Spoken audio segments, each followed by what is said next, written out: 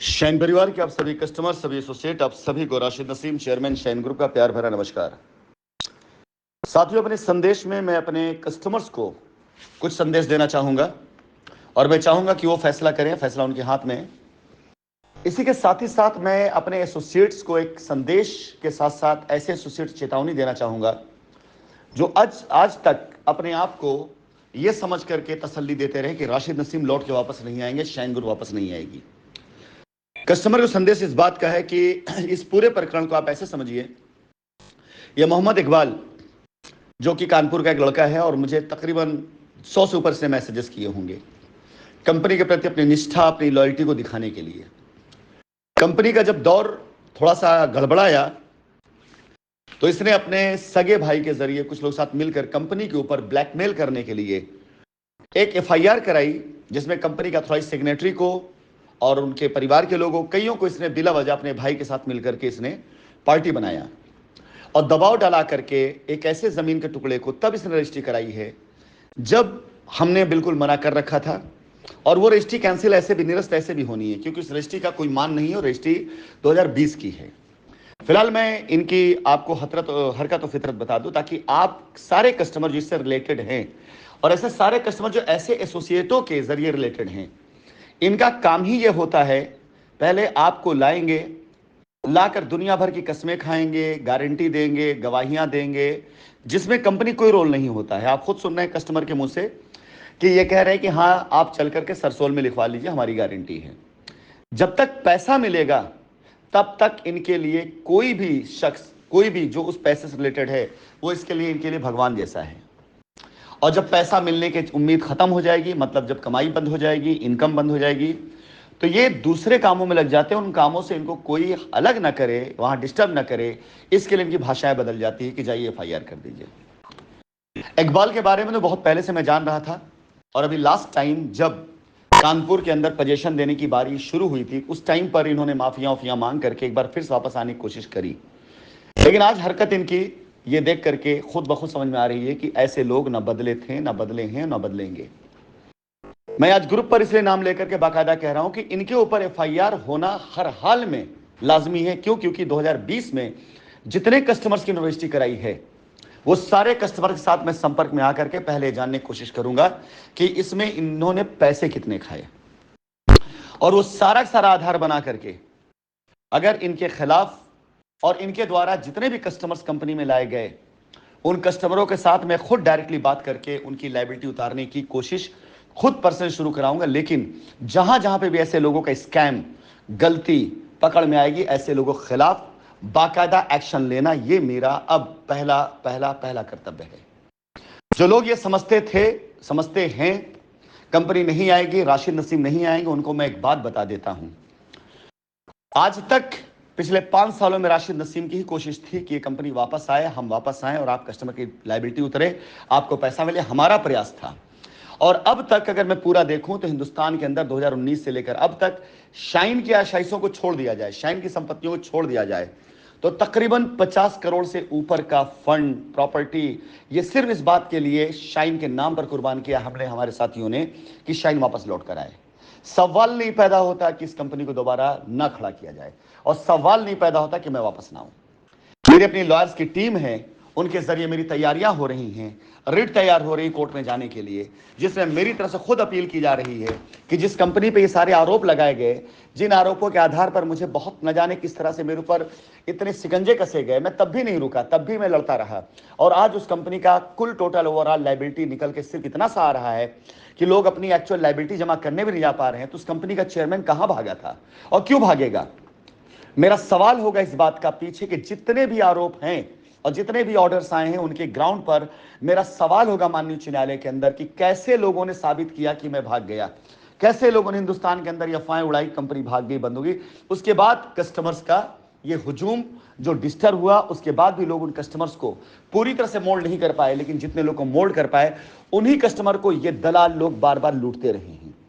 सवाल नहीं पैदा होता कि मैं वापस ना आऊं। और आज आप लोगों को बता दूं, क्योंकि मैं इस अभियान को शुरू कर चुका हूं, पिछले 4-5 सालों में मैं ऐसे दिनों का इंतजार करते हुए अपने स्तर पर, अपने पार्टनर्स के स्तर पर, अपने साथियों के स्तर पर तकरीबन 100 CR से ऊपर का मैंने रियल एस्टेट का लैंड बैंक, प्रॉपर्टी, कई जगहों पर तैयार किया है, जिसके गवाह ऐसे कई एसोसिएट और कस्टमर बन चुके हैं, बनने वाले हैं, जिन्होंने देखा है। शाइन सिटी की संपत्तियां बाद में छूटेंगी, शाइन सिटी के पैसे बाद में आएंगे, लेकिन इतने की गारंटी तो लेकर के मैंने लोगों को भेजा है हिंदुस्तान की, वापस जाइए, मेरा सब कुछ तुम्हारा है,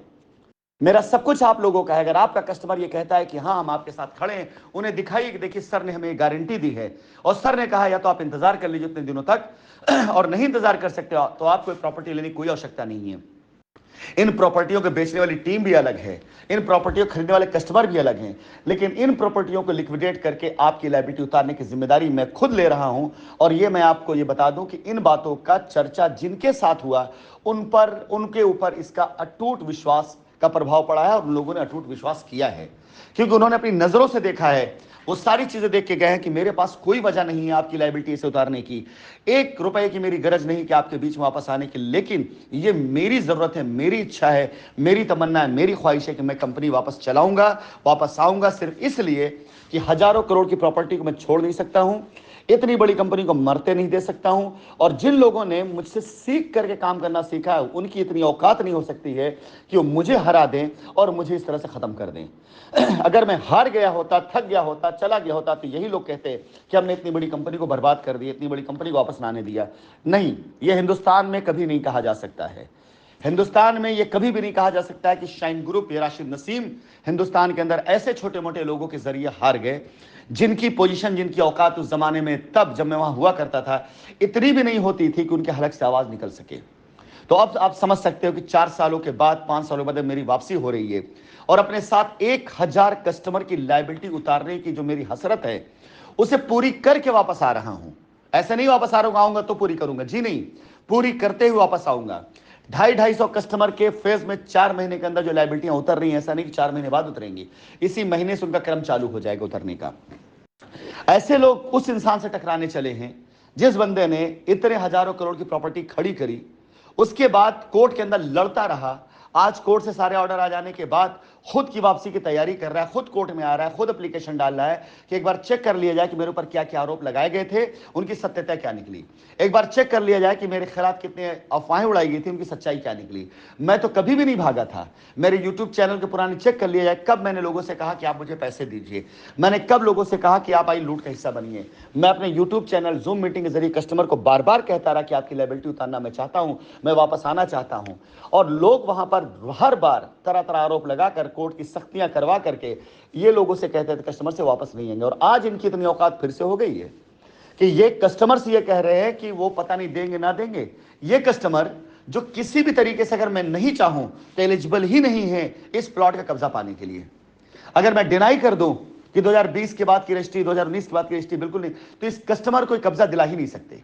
अगर ये जाकर कस्टमर एफआईआर भी करेगा तो इस एफआईआर में हम अगर इनको पर दावा ठोक दें कि आपकी रजिस्ट्री की किसने और करवा कैसे लिया आप रजिस्ट्री, आपने पैसा जाके इकबाल को क्यों घर पे दिया, आपने कंपनी पैसा क्यों नहीं दिया, और जब पता था कंपनी बंद हो गई है आपके उसमें अफवाद, कैसे कंपनी जमीन पर रजिस्ट्री करा ली। उल्टा एफआईआर इस कस्टमर को हो जाएगा और ये इस कस्टमर को बहका रहा है कि आप जाइए एफआईआर कर दिए। ऐसे लोगों को मैं छोड़ूंगा नहीं, बिल्कुल नहीं छोड़ूंगा। तैयारी कर लिया सारे सारे एसोसिएट ऐसे जिन्होंने इस तरह हरकतें करी हैं। एक भी कस्टमर जिसके पास ऐसे एसोसिएट इस तरह की बातें कर रहा हूं, मुझे एविडेंस दे, सबूत दे। मैं आपसे वादा करता हूं, आपकी एलिजिबिलिटी हो चाहे ना हो लायबिलिटी की, मेरी तरफ से पर्सनली मैं आपकी लायबिलिटी खत्म करूंगा, ये मैं वादा करता हूं। दीजिए ऐसे एसोसिएटों का पोल खोल के मुझे, ऐसे लोगों की रिकॉर्डिंग भेजिए मुझको, ऐसे लोगों को वीडियो भेजिए मुझको, ऐसे लोगों की कही गई बातों का चैट भेजिए मुझको, आप मुझे दीजिए। मैं आपको गारंटी देता हूं कि उस हर कस्टमर की लायबिलिटी मैं सबसे पहले खत्म करूंगा जैसे एसोसिएट्स की पोल खोलेगा और इनके खिलाफ एफआईआर कराएगा। हर उस कस्टमर लायबिलिटी सबसे पहले मैं खत्म करूंगा जो ऐसे एसोसिएट के खिलाफ खड़ा होगा जो आज कंपनी और कस्टमर की लायबिलिटी उतरने में बाधक बनना चाह रहे हैं। अगर इस कस्टमर को बाकायदा कायदे से यह कहा जाता कि नहीं आप परेशान ना होइए, कंपनी वापस आ रही है, सीएमडी सर वापस आने की बात कर रहे हैं, आपकी लायबिलिटी खत्म हो जाएगी, तो जहां इस कस्टमर ने 2 साल इंतजार किया, 3 साल किया, 6 महीना और इंतजार करता और उसे बताया जा रहा है कि जाइए जाके एफआईआर करा दीजिए। साथियों, आप सभी कस्टमर से मेरा यह निवेदन है कि ऐसे किसी भी एसोसिएट ने अगर आपको बहकाया है और आप उनके बताए रास्ते पे चल रहे हैं, आपकी मर्जी, इससे हमारा कोई नाता नहीं। लेकिन जिस दिन आप ऐसे लोगों के बहकावे में आ करके किसी भी तरीके से कोई भी गलत एक्शन पे चले गए, लीगल एक्शन चले गए या विरोध की भाषा भी आपने बोल दी, उस दिन से आपकी लायबिलिटी की जिम्मेदारी हमारी कतई नहीं होगी। वो लायबिलिटी आप जाकर जैसे कहते वैसे उतरवाई, मुझसे कोई मतलब नहीं है। उसके बाद अगर आपकी लायबिलिटी डिनाई होती है, आप हमारे पास बिल्कुल मत आइएगा। लेकिन अगर आप ऐसे लोगों को जवाब देते हैं, उनकी रिकॉर्डिंग मुझे भेजते हैं, तो अगले ही क्षण ये मान चलिए कि आपकी लायबिलिटी गारंटी राशिद नसीम ने ली है। और ऐसे सभी एसोसिएट्स को मैं आज वार्निंग दे रहा हूं, अपने आप को बचा सकते हो तो बचा लेना, अपनी हिफाजत कर सकते हो तो कर लेना। कानूनी तौर से जिस तरह से मैं आपके खिलाफ पीछे लगूंगा, जब तक आप ऐसे लोगों को जिन्होंने कंपनी को बर्बाद करने के लिए इतनी हरकतें गंदी करी है, जब तक उनको की सजा उन्हें नहीं दिला दूंगा, तब तक मैं चैन से नहीं बैठूंगा। मैं आ ही इसलिए रहा हूं